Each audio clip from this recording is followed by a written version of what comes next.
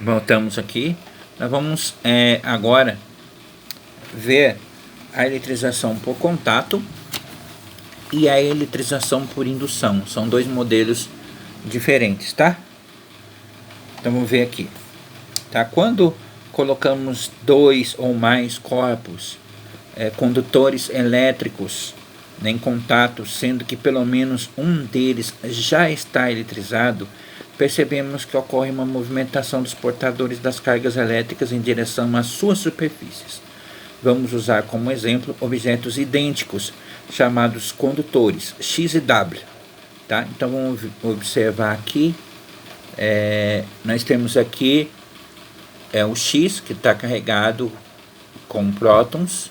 Aqui basicamente a gente não tem nada, né? Aí que acontece? Durante a situação, os dois aqui, eles estão juntos, os elementos X e W, eles estão com cargas positivas, e depois o que ocorre? Eles se separam, tá?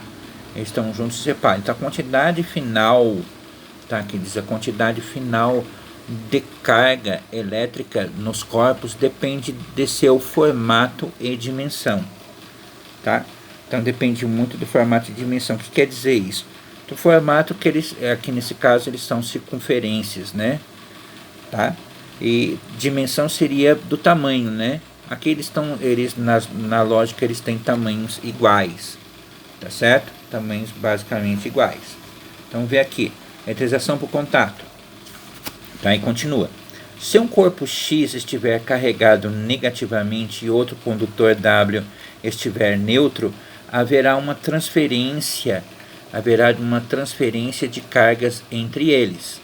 No final, cada um dos objetos ficará com cargas iguais, tá?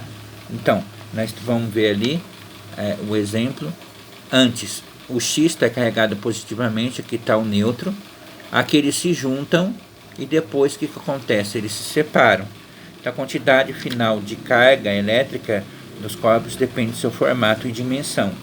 Então, basicamente, o que está lá em cima explicando é a mesma coisa que está aqui embaixo, tá? Só que aqui está mais detalhado, né? Então, então, aqui a gente volta para o início da leitura. Se um corpo X estiver carregado negativamente e o outro for neutro, haverá uma transferência de carga entre eles, né? E eles ficarão com cargas iguais. Então, isso quer dizer que esse corpo aqui vai transferir a carga dele para esse daqui, ó. Tá certo? Vai transferir a carga para ele e eles vão ficar com cargas iguais, né?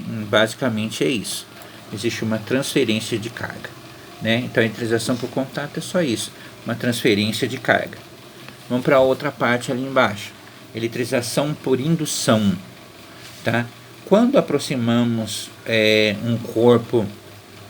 um objeto eletrizado de um corpo neutro, os elétrons livres do corpo neutro se movem, pois as cargas no objeto eletrizado podem influenciar os elétrons do objeto neutro, atraindo ou repelindo. O objeto é chamado, né, de indutor, e o objeto neutro é chamado de induzido. O processo provoca a separação das cargas elétricas do induzido. Ainda permanece neutro. O fenômeno denominamos de polarização. Então vamos ver aqui o formato. Nós temos o induzido, né, que é o neutro, e temos aqui o indutor, que está eletrizado com cargas positivas, tá? Aí que ocorre? Se aproximando, né, as cargas positivas aqui do indutor, o induzido, né, vai tomar essas cargas para ele, né? Aí a gente vai ter cargas elétricas positivas e negativas também, que seria a indução, né? A eletrização por indução, a gente vai ainda continuar. Desculpa aqui que eu dei uma batidinha. Tá. Para dar continuidade a esse processo, precisamos ligar o induzido à terra, Tá? A ligação com a Terra permite que o indutor, nesse exemplo positivo, né, atrair elétrons em sentido induzido. Desfeita a ligação com a Terra, a presença do indutor e os elétrons permanecem no induzido, tornando-o negativo. Tá? Por isso que ele está negativo ali, né? Quando a gente percebeu ali no exemplo acima. Então vamos ver aqui novamente. Ó.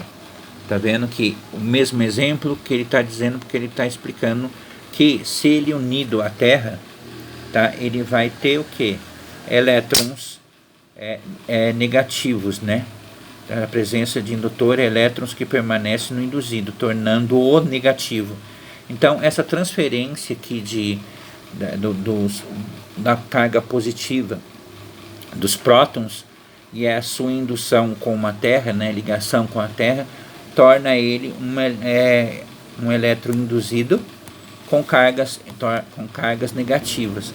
Então, o que lembra isso para mim? Isso aí lembra quando a gente tem um aterramento, né? A gente pega, tipo assim, para formar um para-raio, né? A gente coloca, né, como que se diz, a gente enterra um cabo na terra, né? Para a gente desenvolver um para-raio, né? Porque existe uma conotação de que o raio ele vem de cima para baixo, de baixo para cima. É o contrário. Então existe uma força de atração, então, entre o negativo e o positivo, tá? Por isso que a gente diz que o raio também vem de cima, ele vem de baixo para cima. Então existe um encontro do negativo com o positivo dessas cargas elétricas do raio. Então, para-raio seria um bom exemplo para essa noção que a gente está tendo aqui de transferência por indução magnética, tá? Isso aqui é uma indução magnética, certo? Voltamos daqui a pouco.